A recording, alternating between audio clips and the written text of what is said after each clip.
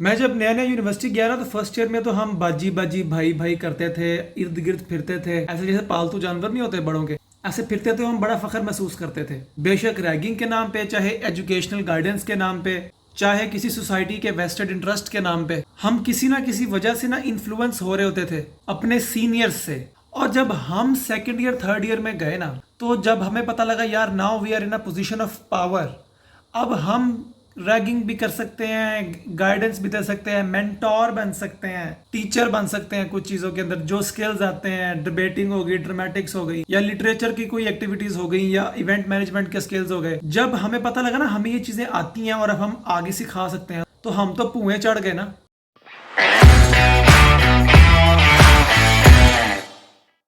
मैं जब second year में गया और मुझे पता लगा कि फर्स्ट ईयर के बच्चे आ गए हैं, तो चूंकि मैं रैगिंग वाला पर्सनैलिटी तो था ही नहीं, लेकिन अंदर से हर बंदे को कीड़ा होता है इन्फ्लुएंस करने का। अब मैंने सेकंड ईयर में होके फर्स्ट ईयर के बच्चों को एनाटॉमी की गाइडेंस दिया करनी, फिजियो की गाइडेंस दिया करनी, बायोकेम की गाइडेंस दिया करनी, और पता नहीं किस किस सोसाइटी के अंदर घुसने की गाइडेंस दिया करनी। मुझे एडिक्शन हो गई थी अपना कल्ट बनाने की अपने इर्द गिर्द, जो कि मेरे चुकते रहे और मेरी चापलूसी करते रहे। यहाँ तक कि एक ऐसा वक्त आया कि जब मेरे कल्ट के लोग, यानी मेरे वो जूनियर्स जो हर सब स्टेज से पहले मुझसे ही पूछते थे कि भाई ये कैसे पढ़ना है, ये कैसे पढ़ना है, और उनको गाइड करके मेरी सेल्फ स्टीम बहुत अच्छी हो जाती थी। तो जब उन्हीं बच्चों ने अपने सेकेंड ईयर में कुछ दूसरे सीनियर्स से हेल्प मांगना शुरू कर दी, तो मुझे तो अजीब ओवर पोजेसिवनेस सी महसूस हुई कि यार ये गलत बात है, ये तो मेरा बच्चा है, ये मेरी बच्ची है, इन अ प्लेटोनिक वे। इसने मेरी राइवल सोसाइटी के फलां सीनियर से क्यों पूछा, ये तो मुझसे पूछता होता था या मुझसे पूछती होती थी पहले। आहिस्ता आहिस्ता ना मेरा कंट्रोल खत्म होता गया अपने कल्ट के ऊपर से, and those juniors started developing into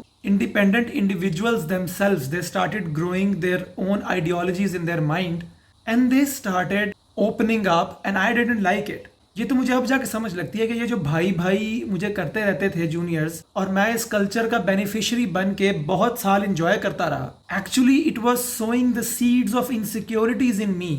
और कभी कभी मैं डेस्परेशन में उन चीजों के बारे में भी गाइड करने लग जाता था अपने जूनियर्स को, जो कि मेरा स्किल सेट या मेरा एरिया ऑफ एक्सपर्टीज भी नहीं था, जस्ट कि मेरा कल्ट मेंटेन रहे। नाउ आई नो कि मैं ये स्टोरी अपनी बता रहा हूं, जो कि है भी, लेकिन बहुत सारे लोग अनकंफर्टेबल फील कर रहे होंगे ये सुन के, क्योंकि they are themselves feeding their self esteems on the basis of appreciation from their juniors.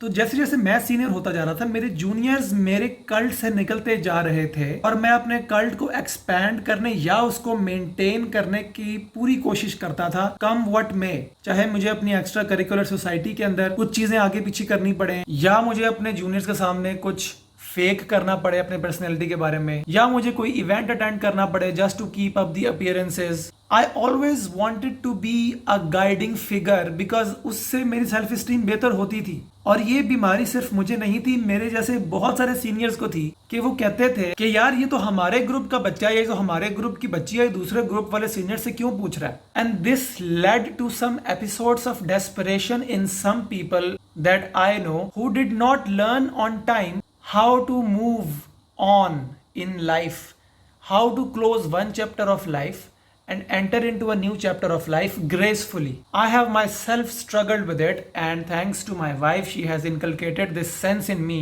after graduation कि भाई ये chain of toxicity चल रही है basically, and you have been a beneficiary of it. तुम्हें जब तक इससे फायदा हो रहा था तब तक तुम इसके खिलाफ नहीं बोले।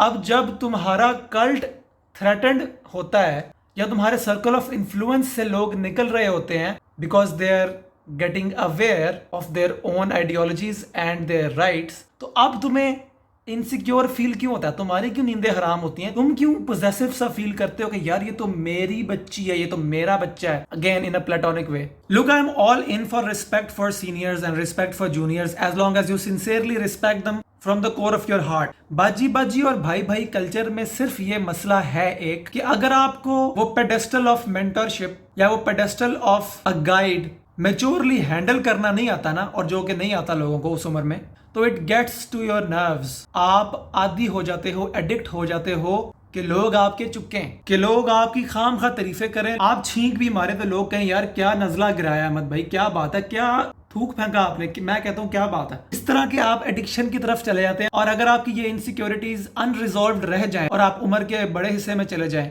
30s 40s में चले जाएं, तो आप प्रैक्टिकल लाइफ में अपना हमेशा कल्ट इस्टेब्लिश करते रहेंगे ताकि आपको लोगों से वैलिडेशन मिलती रहे अपनी एग्जिस्टेंस के बारे में।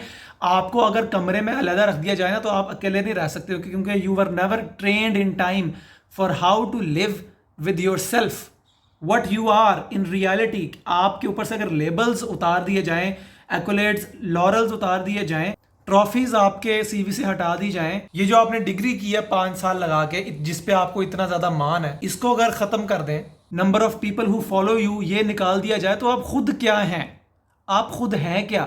तो जो आप होंगे जब आपको आईने में अपना आप देखना पड़ेगा, तो हो सकता है कि आप अपने आप को फेस ना कर सकें, क्योंकि आपने अपने आप को उस तरह ग्रूम ही नहीं किया कि how to carry your self gracefully in every phase of life. This is a lesson that I learned very late in life. But जो लोग मुझे देख रहे हैं, if you want to take any positive thing from this video, जरूर लोगों से inspire हों, लोगों को सीनियर मान के उनकी इज्जत करें, लेकिन उनको हमेशा अकाउंटेबल जरूर ठहराएं कि भाई जो आप जिस बात से हमें इन्फ्लुएंस कर रहे हैं, इसमें मुझे ये बात समझ नहीं आ रही। यह आपकी जिंदगी की हर वॉक ऑफ लाइफ में अप्लाई होता है, आपके रिलीजन में, आपकी एकेडमिक्स में, आपके स्पोर्ट्स में, आप सोशल मीडिया पे किसी को फॉलो करते हैं। It's always good to critically analyse. और जो लोग इन पोजीशन ऑफ पावर हैं या इन्फ्लुएंस हैं, वो प्लीज अपने ऊपर नजर रखें, या एटलीस्ट अपना सर्कल ऐसा बनाएं जो कि उनको चैलेंज करता रहे कि भाई देख लो तुम अपनी औकात में हो कि नहीं। ये शोहरत या ये रिकॉग्निशन तुम्हारे सर पे तो नहीं चढ़ रही। अगर चढ़ रही है तो जितनी जल्दी हो सके इस पे काम करना शुरू कर दें, क्योंकि लेटर इन लाइफ जब आपकी सेंसेस और आपके इंस्टिंक्ट्स मैच्योर हो जाएंगे, फिर उनको चेंज करना बहुत मुश्किल हो जाता है। जैसे कि हम अपनी पेरेंट की जनरेशन को चेंज नहीं कर सकते, बहुत सारी रिजर्वेशंस हैं हमारी जनरेशन को अपने बड़ी जनरेशन से, लेकिन they have to accept the reality, they just have to make peace with it. You can not change them because उनके आइडियोलॉजीज को सही टाइम पे किसी उनके लव्ड वन ने चैलेंज नहीं किया था और उनको सही रास्ते पे नहीं लेके आए थे। तो अगर आपको ये मौका अपनी जिंदगी में जवानी में मिल जाता है, तो इसको जाने ना दें। अपनी ईगो को थोड़ा साइड पे रख के सुने, उस बंदे को बेशक सुने जो आपसे प्यार करता है, और जो भी रिलेशनशिप बनाएं वो इस बेसिस पे बनाएं कि वो बंदा आपको चैलेंज करके अच्छा इंसान बनाना चाहता है। अगर आपने अपने इर्द गिर्द भी लोग यस सर वाले रखने हैं, तो फिर आप नंबर 1 यूनिवर्सिटी के नंबर 1 वाइस चांसलर ना बन जाना। सॉरी, अल्लाह हाफिज।